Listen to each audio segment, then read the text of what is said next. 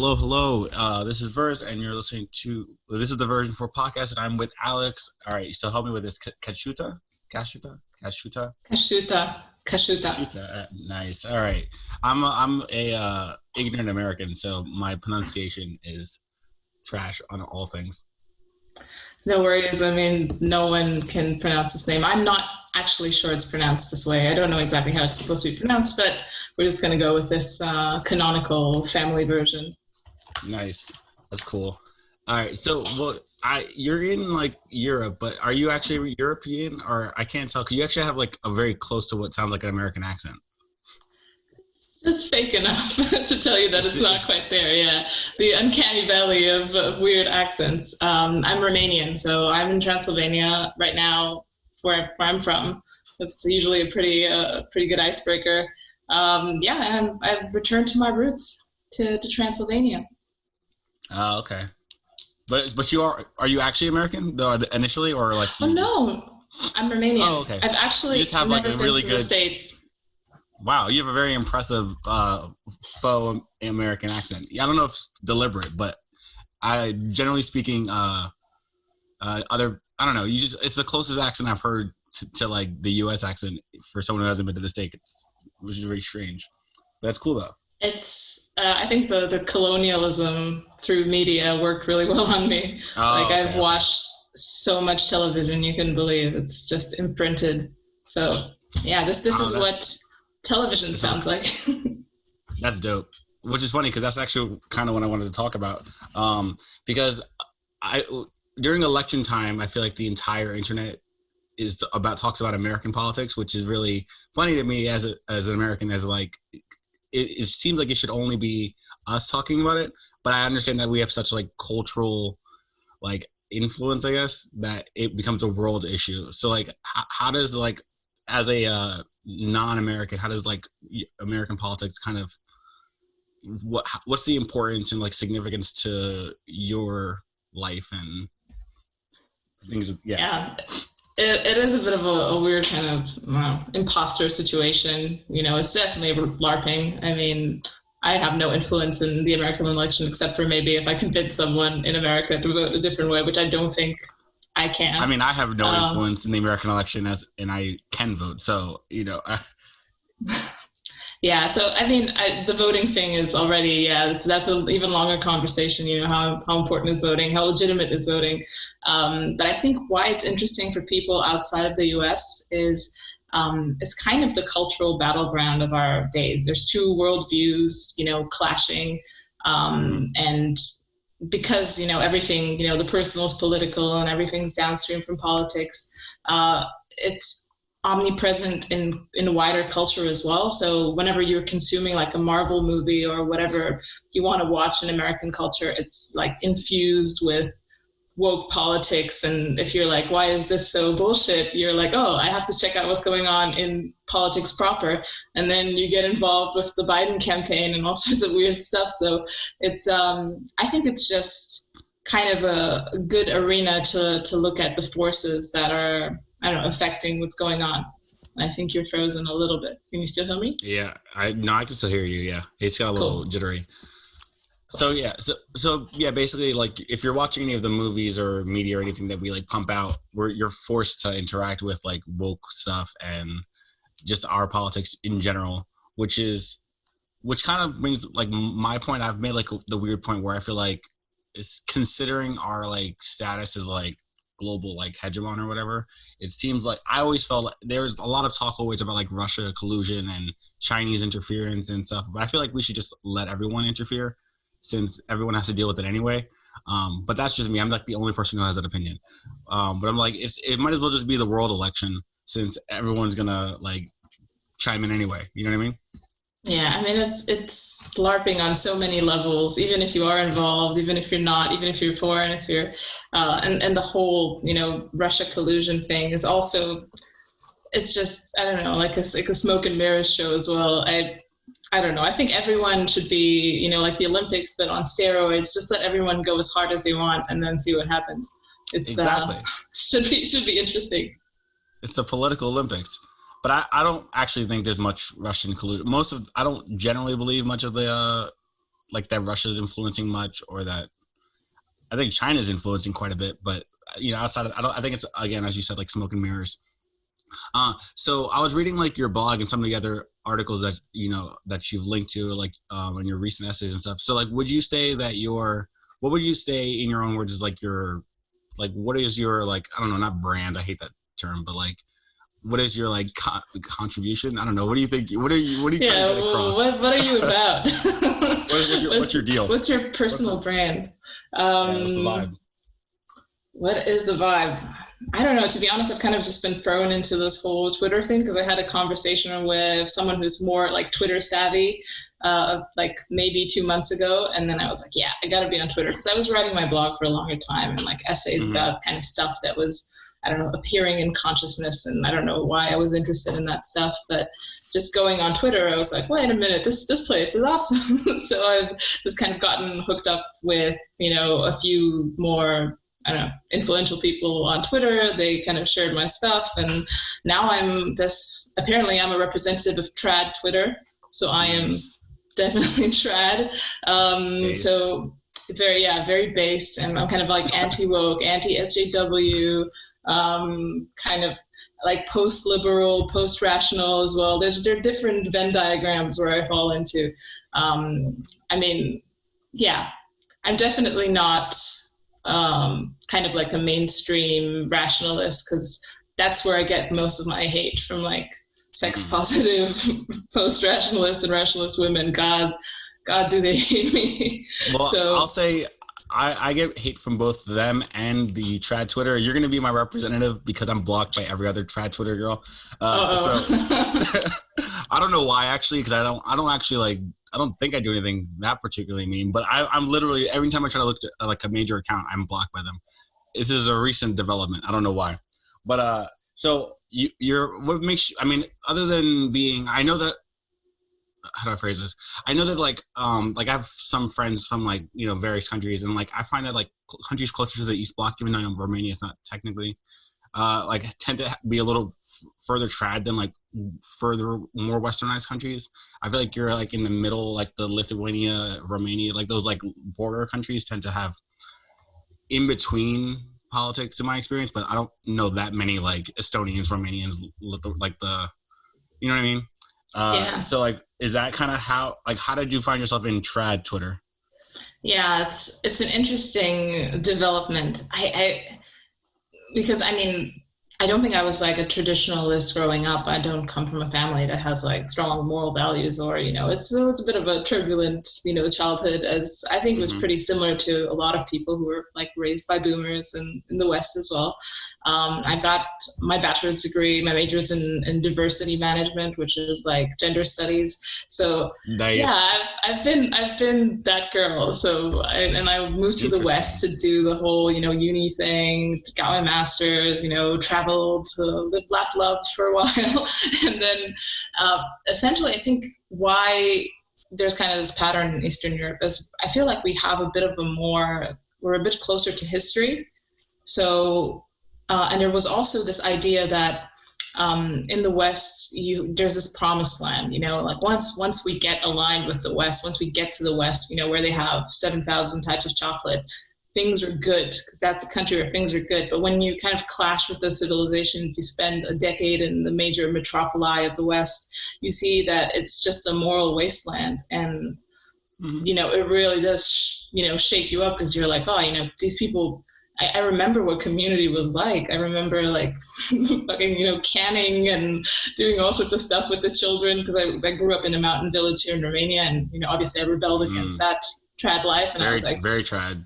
Yeah, like shit, that was really, that was it. I had to go the whole circle to come back to like really wanting to can stuff and do foraging. So obviously this is not everything that trad encompasses, but it's kind of like, I mean, you're like legitimately cottagecore. I like it. Yeah, I mean, I really do know how to do the whole shebang, the whole foraging, the whole preparation of foods for winter. So you basically did gender studies, and then you became the prodigal son, and then you returned now. So that's cool.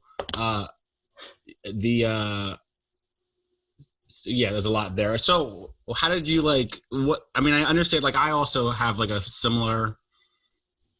Not I was always cosmopolitan. I was always living in the city, and then I left to the mountains, and I kind of whatever. But so I can't say I like grew up foraging and such. But I also like experienced like moral decay, even though I live in the actual states where like there has been a dramatic shift over the last like 4 years. Obviously, the wheel started turning decades ago, but there even like the as like a frog is, I guess the expression, I don't know if the expression translates, but like the frogs in the pot boiling, right? Like they don't notice until the end. As the frog in the pot, I find the temperature has gotten very hot all of a sudden, and I wouldn't consider myself trad by any means, but the appeal of this like liberal, like morally ambiguous, like quote unquote woke utopia is no longer, doesn't really stand any longer. I can't say the same about everyone else around me, but it seems like I don't feel like people are nearly as like fulfilled as they were even a decade ago, right? Would you say that in outside of the US that you've noticed a shift recently, or is it like always, has this been like a recent shift, or has it always kind of been the same over there too? I think it's kind of spiked for sure recently. So I spent the last almost 5 years in London, and I was working in tech there. And so London's kind of, I don't know, I think London's probably similar to like probably New York or, the big metropoli of the world. And I really feel like atomization, a lack of community, everything just gets delivered to your door. It really felt like we were being pushed into the pod, and also like crime rates were really spiking, like it really was dangerous to go outside at night. It was like, everything converged to make you, okay, it's probably best that I just stay at home, consume the Deliveroo, consume the Netflix, and that's the best place for me. Yeah, exactly. So it's or is that how you pronounce it? No, we don't have Deliveroo. That's why I just thought I like the name of that. We have like Amazon, like everyone has Amazon, but I mean like Deliveroo is not a service we have. We have like Seamless and Uber Eats. Uber Eats, kind of like an Uber Eats thing. Yeah, I think it's just the one, one of the many.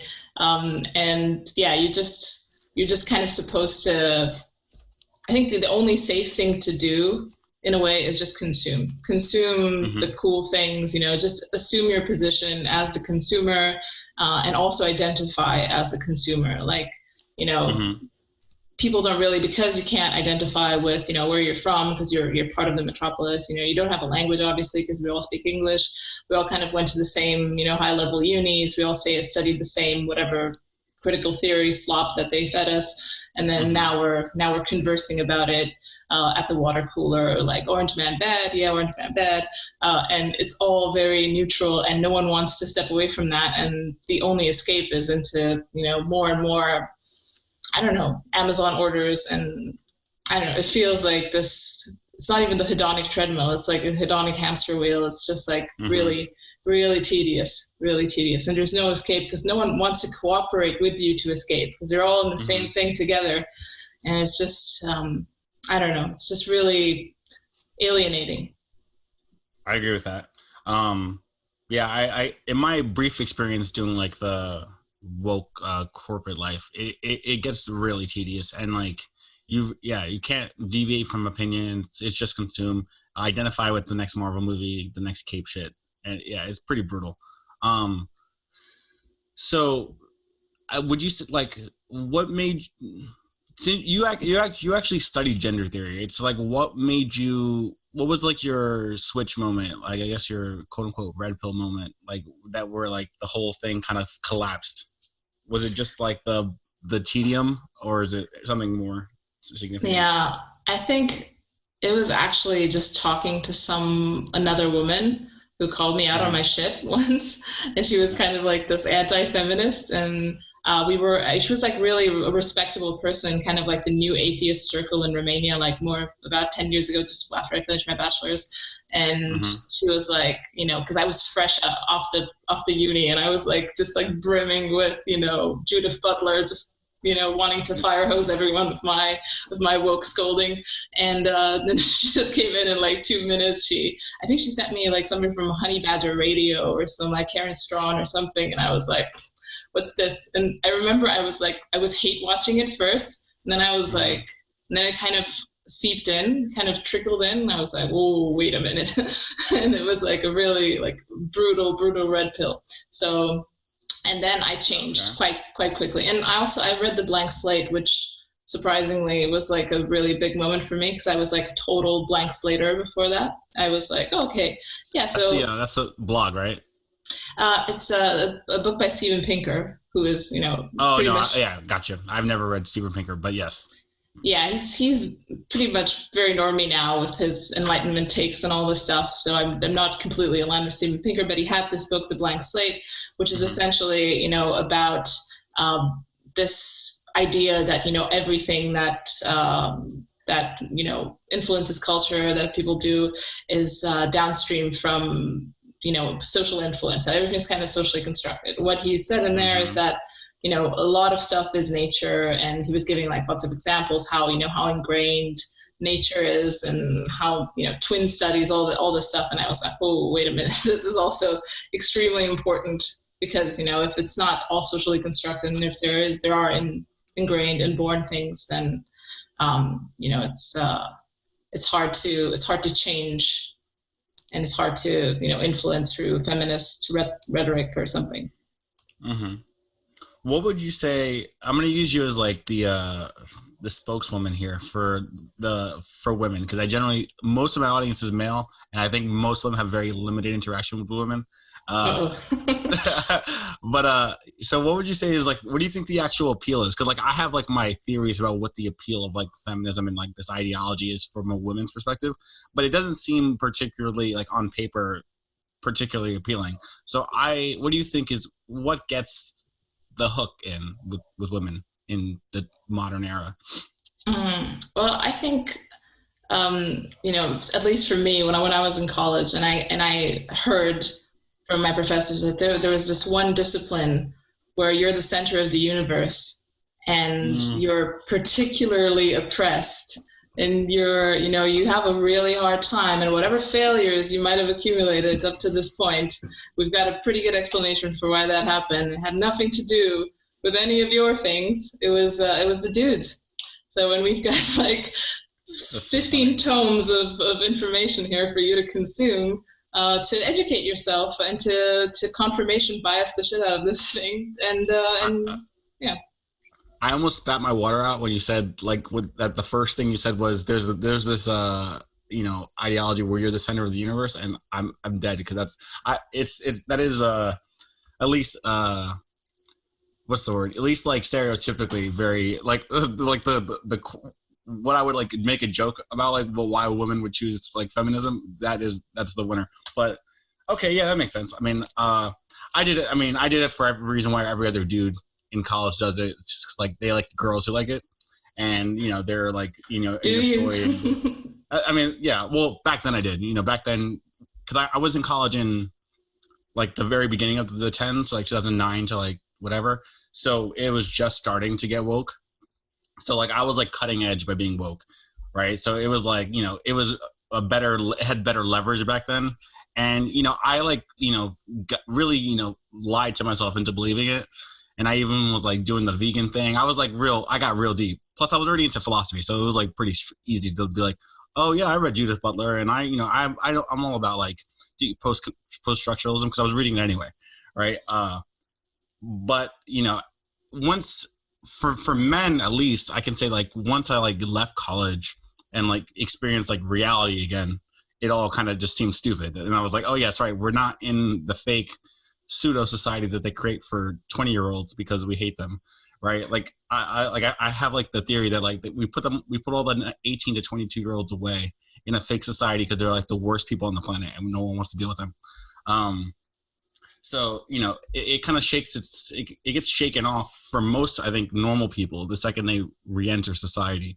But I mean, increasingly, I'm seeing that like women, predominantly women, are not like, it's just seeping into just day-to-day life. And like, what do you think the cause of that is? Because I understand in college, because everyone's a little bit narcissistic there, but why is it extending out into like people's 30s and 40s and stuff? Yeah, I think, part of it is, what I said before, it's just like, this just totalizing ideology for all your problems.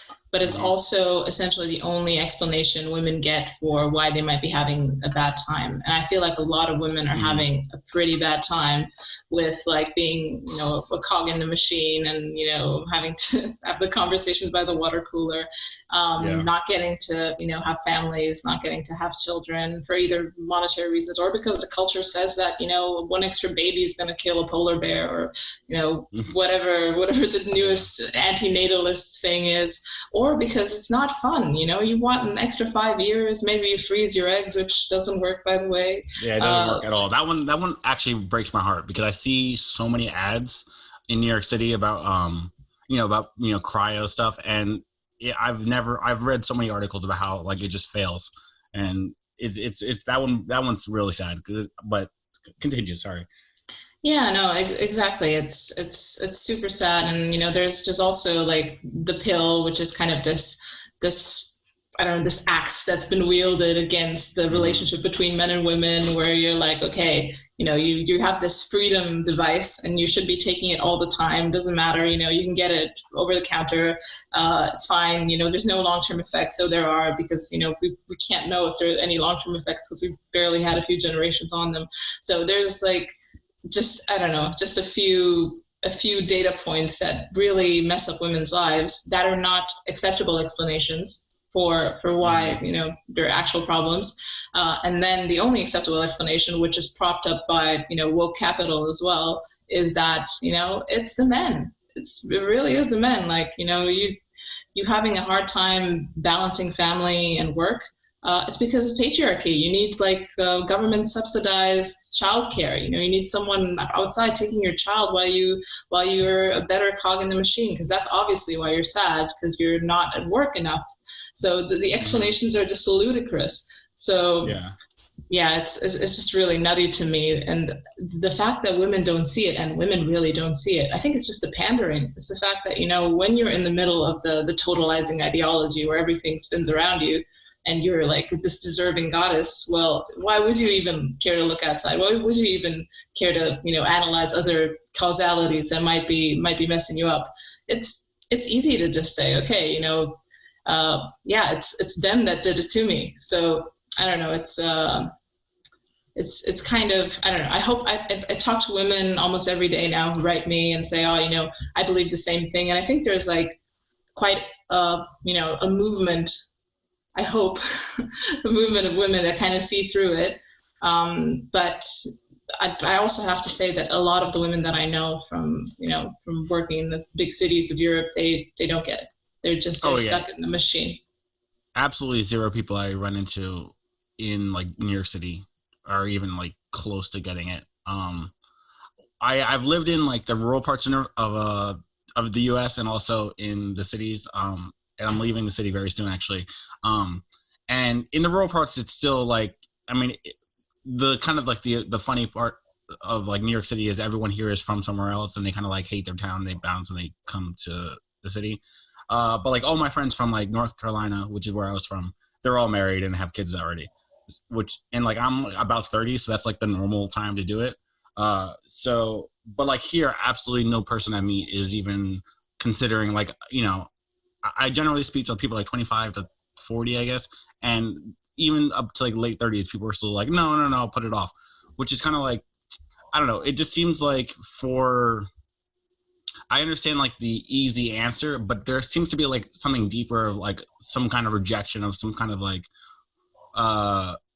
traditional conservative, like there's like a very anti like conservatism is like the devil type of thing, where like they are willing to lie to themselves about like, the ability to have kids later just so that they can avoid being like their parents or being like the small town they came from, which is very sad. It's also like very immature in a lot of ways. I don't know. I feel like one of the things that's the most important part of adulthood is kind of like, for quote unquote, like forgiving your parents or whatever. And I don't feel like people are doing that any longer, because they can, like, you know, demonize their parents or demonize the values that their parents held as like being like indicative of like colonialism or like white supremacy or what have you, which is painful to see. Yeah. So what is like yeah, so like I don't know, so like you brought up the pill, and I like to, and we talk about the pill a lot on my podcast, funny enough. Do you think it's just like, I don't know if you've ever been on it. I don't know if that's a personal question or not, but like we always like talk about how like it changes the people you're attracted to. It changes like your like hormonal makeup. It's like it, you know, adds to depression and things like that. Like, are we, you know, I always, you know, I want to look at like data and stuff, and I know that it affects like 60% of people that way or about. Have you ever used it or like have any experience with that, or know people who like change fundamentally after they use it? Yeah, I mean, I've looked at the data, and I've been on it for a while. To be honest, I didn't really feel any change, but also there's like subtle things like who you're attracted to. Like I don't really have a comparison sample to see like did it change, did not change. I know a lot of my friends had like vicious like side effects from it, like to the point where they just couldn't use it. Yeah, it's not the uncontrovertible good even while you're taking it, but I think. You know, there's a societal dimension, the fact that, you know, just literally sterilize a whole generation of women. Like a lot of children back in the day would, you know, be surprise babies, you know, that doesn't happen anymore because we're all like sterilized like some farm animal. And it's, and also like the long-term hormonal impacts of it are just like woefully understudied. I mean, I'm looking for data on this. There's not that much. There's not anything like longitudinal studies or anything. It's all, I think in science as well, because people are like, oh, you should trust the science. You know, you trust the science up to the point where a lot of scientific endeavors are not really studied because no one wants to fund them because they're politically inconvenient. You know, would you want to discredit the freedom machine for women? You wouldn't. So you just leave it alone, and maybe you don't really look at it too much.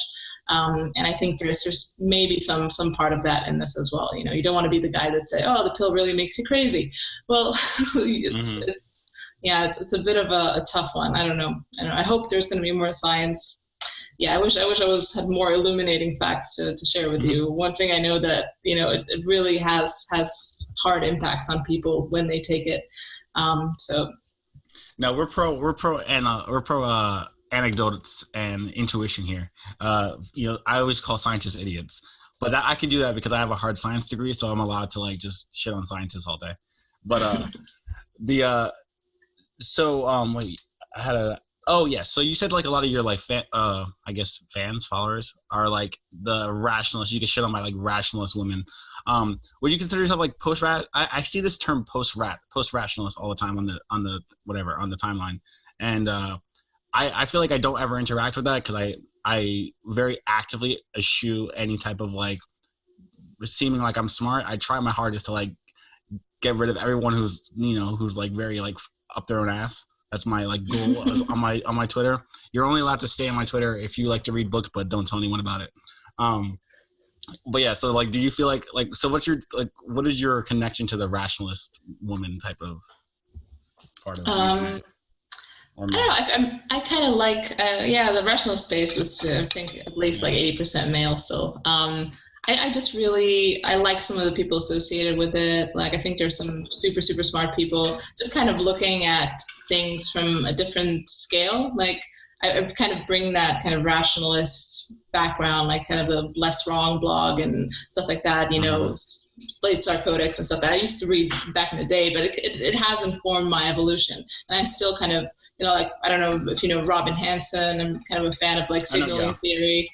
Then there's Rocco Mijic, which is like just a really smart guy. He's kind of like a philosopher of sorts. So there's a few people in the rationalist space, and I think Rocco, at least, I think he's kind of moving into post-rationalism because I think that to me, I don't really know what the canonical interpretation of post-rational is, but I think it's the realization that it's impossible to be rational, essentially. And you're essentially, you're taking a few bits of data and then you're making this model and then you're, puking out some conclusion, but you have a window on the world that's like this big and reality is like, 360, and you're making predictions and making, decrees about reality when your data set's just really narrow because you cannot comprehend everything, complexity. You can't really, things inside you, things outside you, they all converge to make your predictions pretty shitty, which is, I guess, what we see with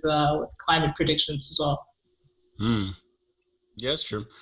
See, this is funny, I guess kind of funny to me, but I come from like math. So there's a mathematician, Gödel, and there's like Gödel's incompleteness theorem. And from my perspective, like the ability to be rational, and pure logicism and like pure logic and all this stuff was like debunked and discredited in like the 40s. But then I realized that I guess most people don't, keep up with things of that nature, right? Like people don't know the Gödel incompleteness theorem and things like that, where it's like he like proved I guess rationally that like it's impossible to be rational. But like beyond that, I guess. I guess the appeal is like there's like when we remove religion and stuff like that from society, people want to like have a firmer something like to ground themselves with. So is that like I guess that's the appeal of like being on the rationalist part of the internet. I never got into less wrong. I mean I did the whole atheism thing, but I came from like the philosophy perspective in like when I was big. But yeah, I think, rationalism really did come in to fill in the religion gap. And then you also have like the effective altruism and, it's essentially trying to reinvent Christianity for nerds, but really like janky and not really working. What is the appeal of rationalism? It tries to be morally neutral. It tries to kind of remove, the layers, and it's got a good appeal for like anti-woke people who just kind of try to rise above and just kind of see what the effects are like. And people talk about like, antinatalism. They talk about population growth or decline. They talk about, HBD, stuff like that, no one else wants to touch. And these forums talk about it because they're like above it, or whatever. There's always, the thing is that these forums have all been captured by woke people. They're literally all these communities. They've collapsed in on themselves. But, they keep respawning little forums and stuff. And, there's some genuinely interesting conversation happening there. And I think, it's just, the aftermath of new atheism and people trying to create some sort of structure. But I also see a lot of people from those spaces kind of, becoming Catholics and stuff. So, it does kind of, after one point, you just kind of give it up and you're like, oh, fuck it. I need something to plug and play. Yeah, I don't think that atheism, the rationality thing actually works really well with. I mean, I know that the basis of like atheism in like the Dawkins era and whatever was like on like rationality and science and whatever.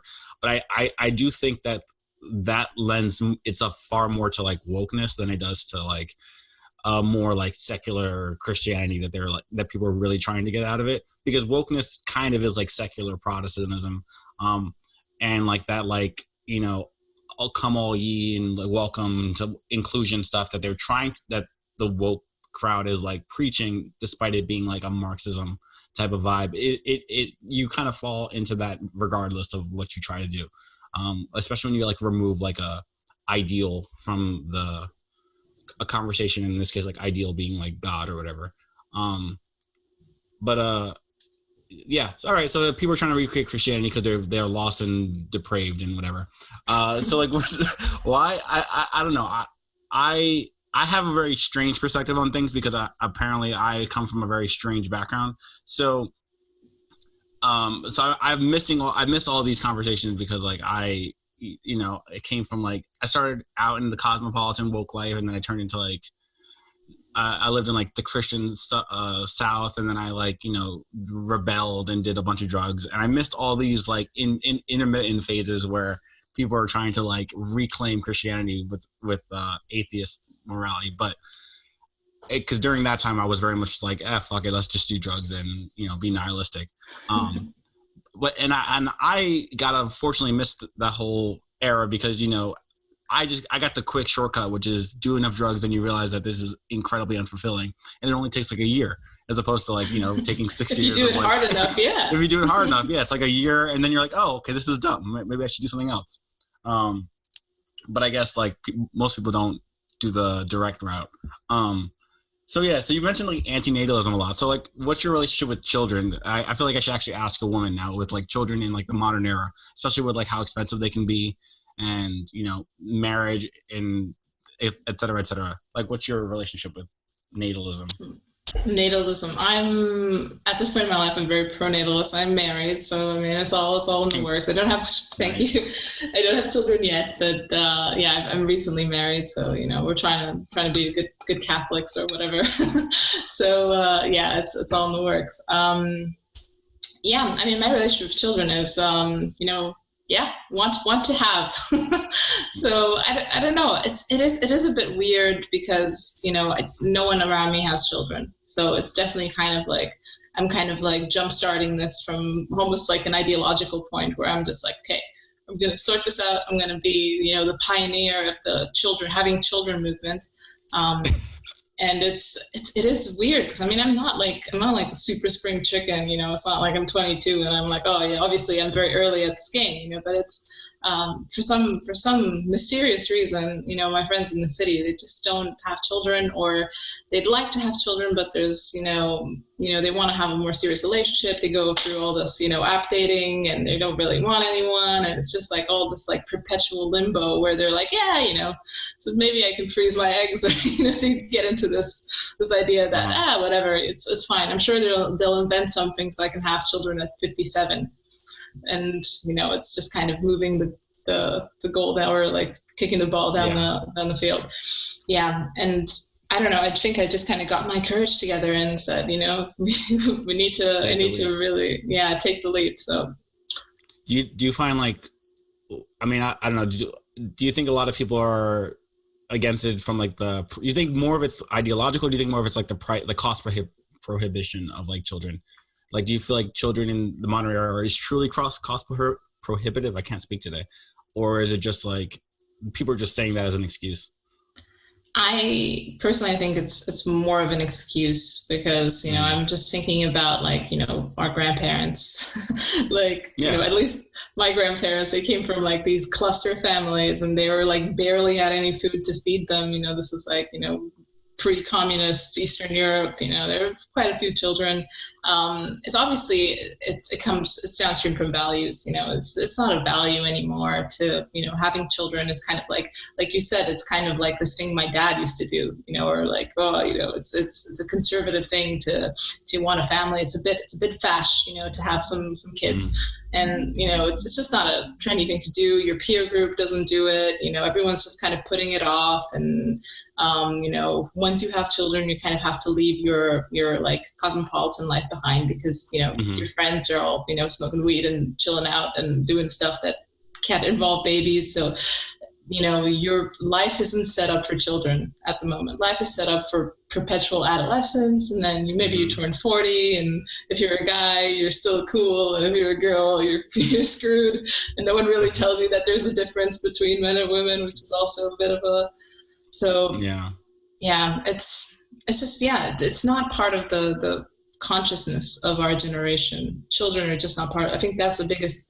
like, anti-natalist black pill. It's like, children are an inconvenience. They're something you put off until you just can't handle it anymore. And there's also, you know, the career aspect. You know, you want to have your career settled, and, you know, it's also a bit nutty to prioritize your career, especially as a woman, and before your family. For most women, yes. That is another thing I definitely have a question about. Like, what's you're going to be the our window into women on the whole. But what do you think? Like, I can't imagine that. Like, the thing that confuses me the most is the career thing with women. I know that obviously in like the modern era, we're all told you got to have a career, but, and like, you know, women are kind of pretend that there's no difference between men and women in that sense. But I mean, from my perspective, from like with studies and like, with women I speak to, I know that like studies have shown, generally speaking, that women just aren't happy if they don't have kids, and like take the career path entirely. And I understand everyone wants to do something because life you need to have a purpose, but like, what is like, do you really feel like women, like the appeal truly is like to a woman is like the career in the modern era? Like, I can't imagine that like it's that fulfilling, because like even as a dude, like I mean, I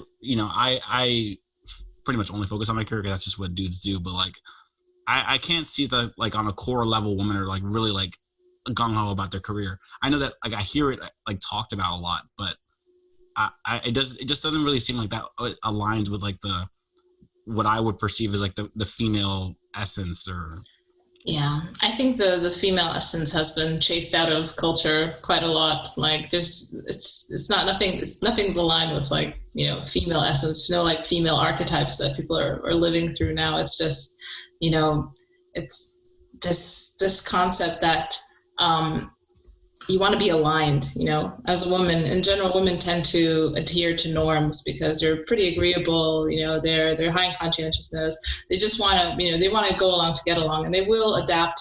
Most women, obviously on average, there are outliers, but most women will adapt to what the norms are in the time. And at the moment, the norm is kind of guided by global capital.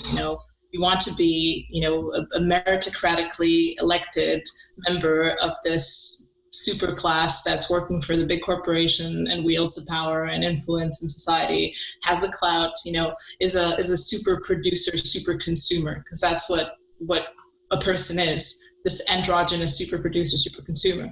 And that's what women will want to do because that's high status. And, whatever's high status is where, people are going to migrate. And to be high status, you have to kind of be a dude nowadays. And women, they go along and they become a dude, but I know, if you give a woman, like many women, some drinks and ask them like, oh, do you really enjoy your career? They're like, oh God, it's exhausting.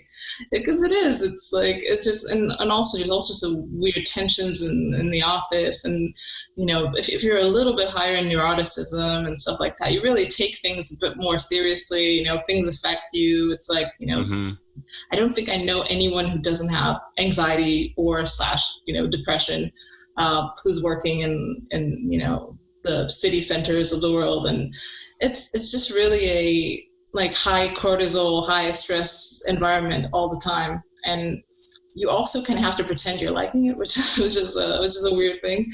Because just like, that's part of the culture. You have to be really like gung-ho about it. And like, I really want to send in the PowerPoint presentation because that's my thing. So, I mean, I say that, I have a career that I enjoy. I've built my way up to this point, and I do have a job. I'm not like just unemployed and tweeting. But it's I've kind of arranged it in such a way that I can work remotely. It's a fun job. I love the team. So yeah, if I had to be like a woke capital cog, I don't think I would enjoy it. So. Yeah. The depression and the pretending you like it is definitely resonates. I feel like there was something you said there that I'm trying to remember. But yeah, when you get a few drinks into women, they definitely like lose the charade kind of drops. And I know it's from a male perspective, like it's definitely still high stress, but like there's something intriguing about the stress. Like I kind of crave the stress, like at all. Like if I'm not stressed out enough, I feel like depressed. So like as a dude, like I'm looking for that all the time. Like I'm always putting myself into like, that's the kind of appeal for male for sports. And that's like the appeal to like white dudes are like aggressive, like the stress kind of like calms us down a bit. So like but then I know that like from my experience in like the corporate world, the addition of like women into the mix, there's always a lot more like politics and a lot more like interpersonal things that like a lot interpersonal management stuff and a lot of like a lot of diversity meetings and like making sure like framing things correctly, and it definitely changes the dynamic of the office. And that actually was what made me leave in a large part, was that I just couldn't, that began to overshadow like the actual job. Like I spent more time managing office politics than we did like actually doing things. And then like you started to like, once you tried to like actually like get things done, it became more of a problem than like I would get in trouble for just trying to like just do the job. So that I think is very strange, especially when like, I mean, I understand like woke capital is like, you know, the idea from my perspective, the idea about capital is like it's trying to like include more people because then it adds more production because it's just trying to grow. But then it seems like it's also eating itself in that way, in that like it's not actually being more productive on the whole when a lot of the productivity is being wasted on internal conflict. But maybe I'm missing something. I mean, I see all the advertising. Every company wouldn't be switching to woke advertising if it wasn't working. So clearly I'm missing something. Yeah, I mean, if you think about it from the consumer side, like, you know, I think women make about 80% of spending decisions. So they're the ones who care, and they're the ones being pandered to. So, you know, if I was a woman who's really concerned about woke stuff, which, you know, many are, you know, I'd probably want to work with the wokest of the woke and buy from them. So, but yeah, I think your point about, you know, the dynamics changing in offices, it really does. Like there's, you know, men relate to women differently, women relate to women differently. You know, it's quite there are very specific relationship styles that happen between, and also there's obviously like sexual tension, which, you know, is something you can't really ignore. You just kind of have to pretend that nothing's really going on. And you know, there's also all this like buddying after work and stuff like that. You know, stuff happens. It's a complicated jungle to navigate, but everyone needs to pretend that nothing's really going on and that we're all just like these androgynous, you know, cogs, you know, going about our business and you know, there's no tension. And if there is tension, it's some dude's fault. Which is kind of a weird thing. But I guess, you know, it's kind of the price of entry to have these companies to pretend that everything's kind of homogenous, because you couldn't really work together if people just confronted, you know, the elephant in the room, which, you know, the scary thing is that, you know, the elephant in the room might set women back. But at the same time, you know, there's all this anguish, all this depression, all this anxiety that doesn't get treated, or it gets treated with SSRIs and therapy, but it doesn't get treated at the source, where it's like, you know, how can we make life better for women? Because women aren't like thriving or anything. They're just being dudes badly. And it's, you know, it's not making anyone better. It's not making these companies better. It's not making their relationship with men better. And it's not making them any happier. So it's, you know, it's something that our culture really needs to reckon with, you know, both for men's sake and also for women's sake. Yeah, it's true. Yeah, they're not thriving and they're being dudes poorly. And I know that like very often I'm seeing like dudes like, you know, retreat from the corporate life and like moving on to like do their own enterprises. And like a lot of a lot of my followers are from crypto, from the cryptocurrency, like part of Twitter. And that like a lot of the appeal for crypto for dudes is just like, it's just a very male heavy space, like more than any other space. It's like almost entirely men, and it lets them just like be like dudes and how they've always wanted to like behave. But I think that like it's starting to, but it's even this like woke stuff is starting to like bleed into crypto, and that like, you know, Coinbase recently, there was like kind of a coup inside of Coinbase, and they tried to make Coinbase be more political, and Brian Armstrong just like made a severance package for woke people if they want it. It's like really nice severance package actually, and a lot of people just took it just because it's like a great severance package. But he was just like, we're not going to do that, and you can have this if you want. But and like, you know, there's a little bit of a stand there that's being taken, but on the whole, it has seeped into every single industry. Do you think there's, in your opinion, do you think there's going to be like an end to it, or do you think it's just going to continue to ramp up and get worse? Because I want to believe that it's going to end within the decade, but I also could easily see it just never going away. Yeah, I think I have a kind of like a bit of a pessimist, like accelerationist view on wokeness. I think there's the factors that led to its blooming, they're not abating or anything. Like, I mean, even whoever wins the election, you know, it's going to get worse. It's probably going to get worse with more screaming because of Trump, but it's going to get worse silently and, you know, heavier through the institutions under Biden. So, you know, there's no force stopping it. And I think we're going to see a lot of, you know, interesting ways. I think we're going to have a lot of people kind of, you know, leave the mainstream. But in the halls of power, in the institutions, in, you know, media, there's still going to be, that's the hegemonic, you know, culture at the moment, because you can't really have woke capital. You can't have globalized world without this presumption of equality. That's the thing it works on. You know, it kind of has to promise you that you can meritocratically rise through the ranks and become CEO of Amazon, and, you know, that everyone can do it. And that's kind of, you know, we're inclusive. Anyone in the world can come, you know, get the reins to power. But that's just not true. And they would never admit to that. So they just let everyone squabble in all of these oppression Olympics and stuff at the bottom, just to, you know, prove that that it's not, you know, inherent inequality, or, you know, the fact that some people can do certain tasks better than other people can do. It's just a problem is oppression.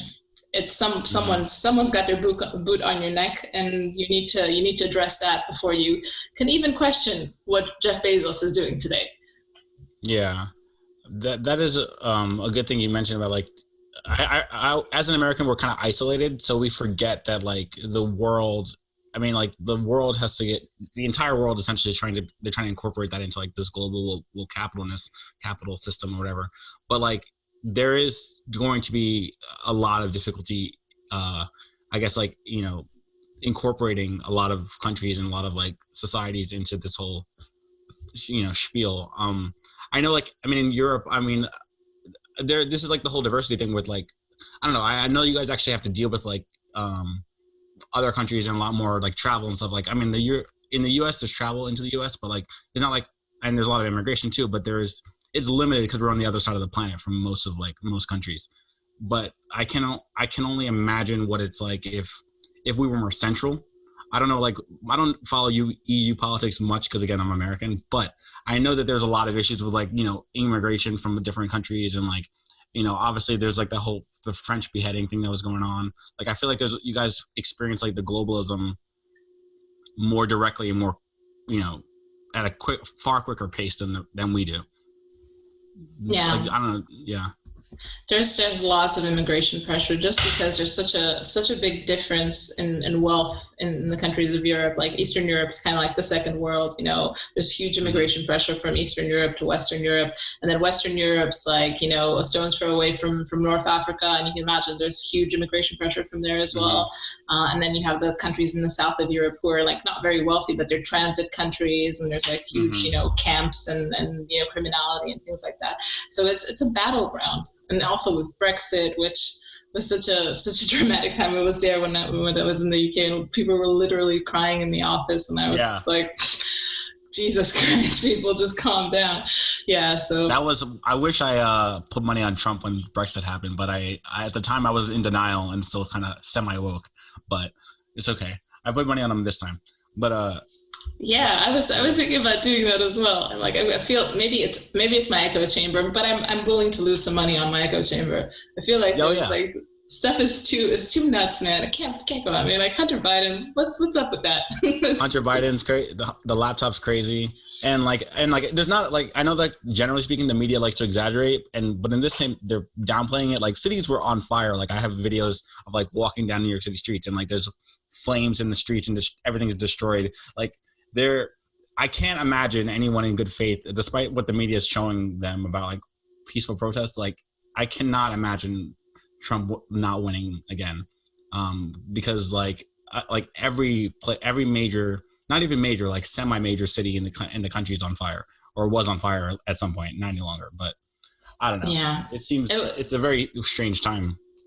It was, like, I remember even in London, just seeing how deceptive the media was, and just what it didn't want to cover. Like, I was in London once, and there was, I think, some incident with the police, kind of similar, like in the American dynamic. And I think one guy, I don't remember this exactly, but I think some guy fell off a scooter where there was a police chase. He died. And then there was literally riots in right close to where I was living, you know, people just smashing stuff, and like not a peep. Only on Twitter, some people filmed it, and not a peep from the media. No one really said anything. And it felt a bit strange to me, because like any little, you know, woke incident gets coverage all over. Someone, I don't know, said something bad about Islam, and, you know, they got fired from their job. And then you have this riot in front of my house, which is like a seething hub of criminality anyway. Like my neighbor stabbed his wife.